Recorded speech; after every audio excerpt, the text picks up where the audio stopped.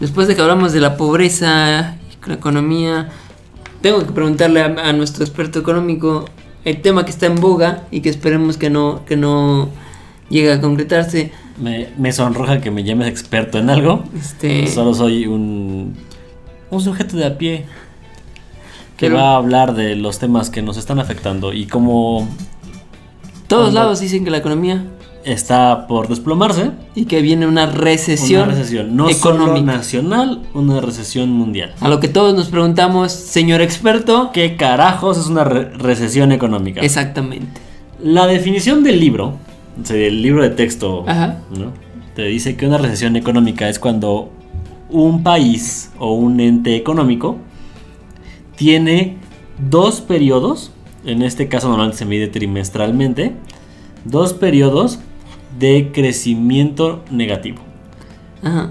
Que en este caso en México se salvó porque el segundo fue del punto 0.56 que redondeamos a 0.1% de crecimiento en el segundo trimestre de este Por lo tanto ya no hubo... ahorita entramos en esas pequeñas definiciones, ¿no? Pero bueno, la definición dice 2 periodos continuos de crecimiento negativo. Ya se considera una recesión. ¿Qué quiere decir? Que así es el término en economía, crecimiento negativo. Crecimiento negativo. O sea, no es de crecimiento. No es de crecer, es crecimiento negativo. Ok.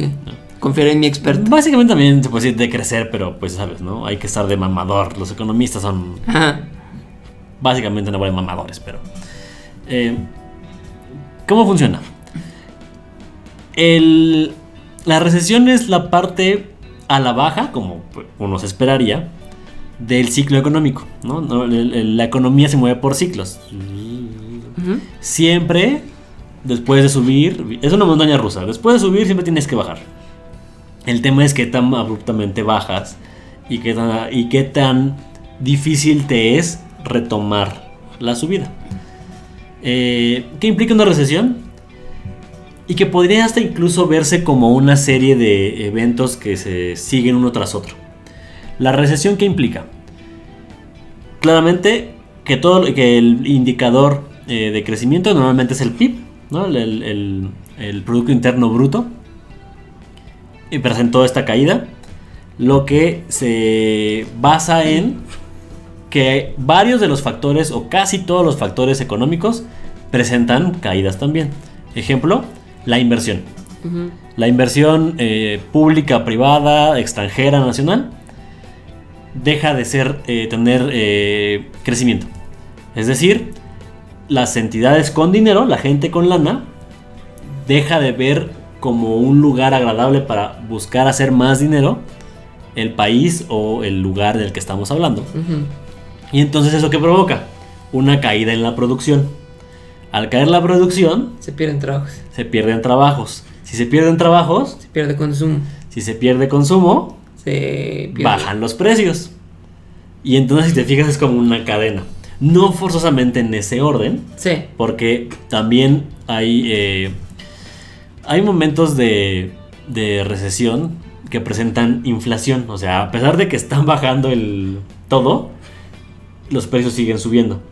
Y eso es una señal de una crisis. Es lo que te quería preguntar. ¿Una recesión es sinónimo de crisis o no? es un paso previo a la crisis? Es el paso antes a la crisis. O sea, en realidad no es tan mal que entres en recesión.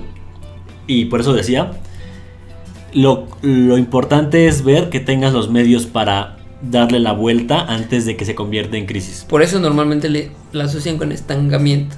Es correcto. No con caída. Porque en realidad lo importante es dejar de caer, ¿no? Lo que le importa al gobierno en turno es dejar de caer. Y entonces ¿qué busca? Y voy a usar de ejemplo lo que hizo el Banco de México esta semana para motivar el consumo y la inversión. Cortó la tasa de interés. Bajó la tasa de interés, lo que en realidad es a veces una mala señal, porque dejas de ser atractivo para el capital, porque obviamente pues yo quiero ganar más dinero por mi dinero, ¿no? Lo que te presto quiero que me lo pagues más caro. Pero el gobierno no lo hace para que la gente consuma. Justo el problema de una recesión es porque se deja de invertir porque por las condiciones la gente tiene miedo. Y el extranjero deja de traer su capital y el nacional deja de gastar porque no sabe qué es lo Que que es lo se que viene. dicen, ¿no? Que muchas veces es más terror psicológico. Es que... correcto. Muchas veces también es una expectativa autocumplida. Empieza hay un ejemplo que me gusta repetir, que es... Usted, si ubicas a George Soros, Sí, es, ¿no?, un filántropo, muy mamón, inversionista, ¿no? que también tiene como fama Tiene, medio dudosa, ¿no? no, el güey es un cabrón. El güey tiene... Es difícil, por ejemplo, que si tú ahorita... Yo te digo ahorita, oye, viene una crisis. Y solo tú y yo guardamos nuestro dinero por miedo y empezamos a guardar nuestros sueldos y demás. Y dejamos de gastar. Tú y yo no podemos llevar a la economía local a una crisis. Ujú. El problema es cuando tú, el vecino, tus vecinos, tus papás, todo el mundo empieza a hacer lo mismo y dejan de gastar en conjunto. Ahí es el pedo. Cuando la mayoría de los entes, de los participantes de la economía dejan de gastar. El tema es que un güey como Soros, con tanto dinero y tanto renombre, él solito puede influir en la decisión de todos los demás. Ujú. ¿Qué hizo Soros hace muchos años? Y fue como dicen que venció al gobierno inglés, ya sabes, ¿no? Que se hace toda una... Romanticismo. Es correcto. El tipo empezó a decir que el dólar se iba a caer. Y todo el mundo le dijo, estás pendejo.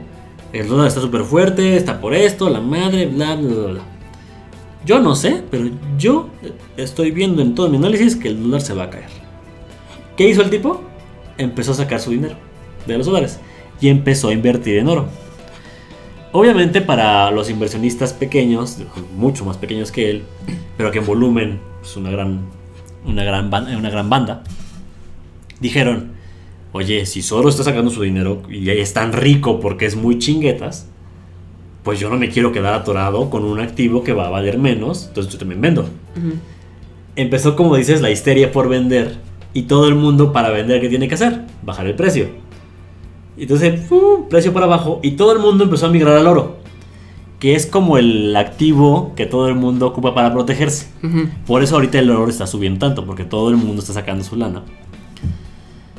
Y entonces el oro empieza a subir, el dólar empieza a bajar.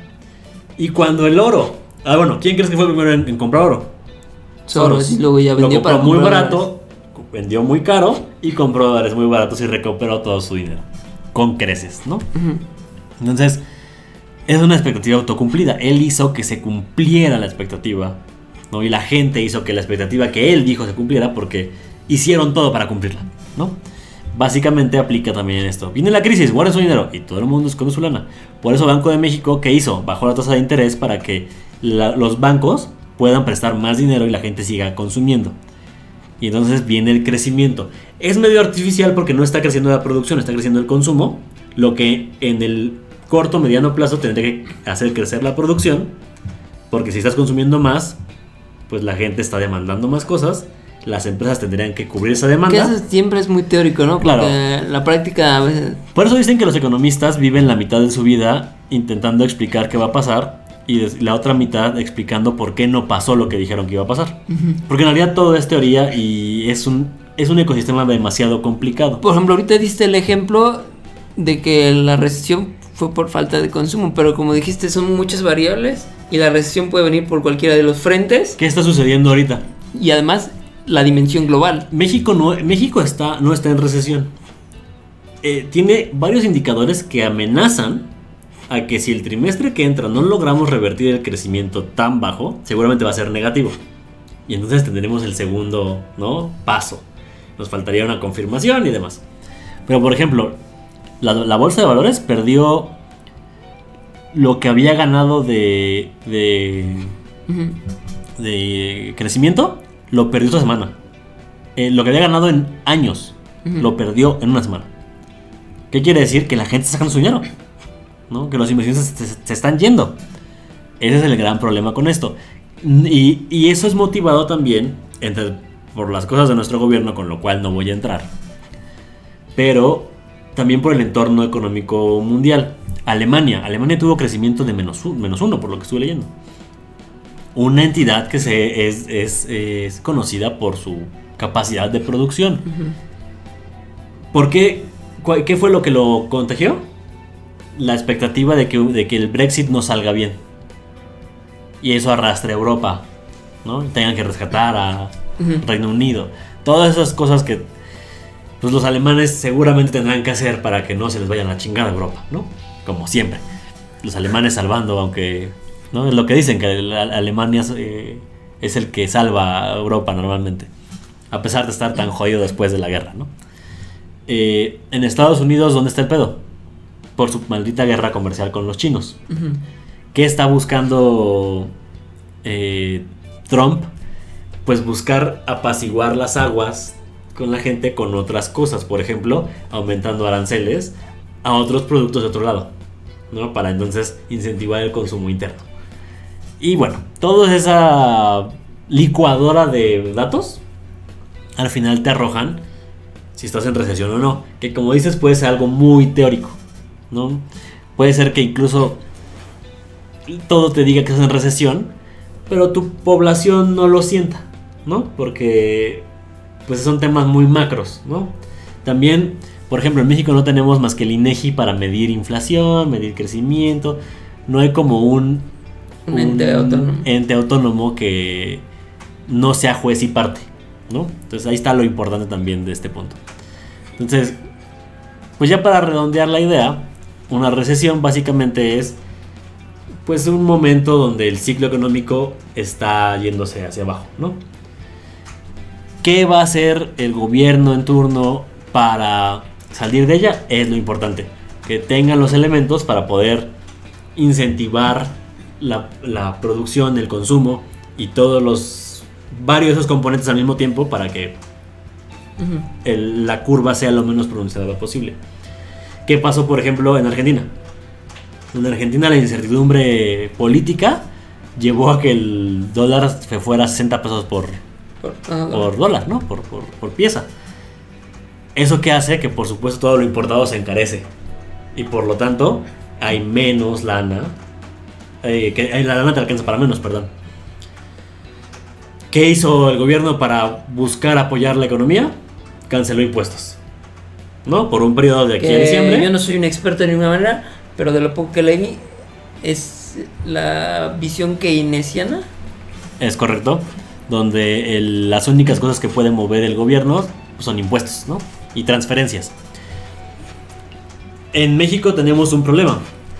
Estamos trabajando con puras transferencias. Es decir, el gobierno está dando dinero para que consumas, pero ese dinero tiene un fondo, tiene un final.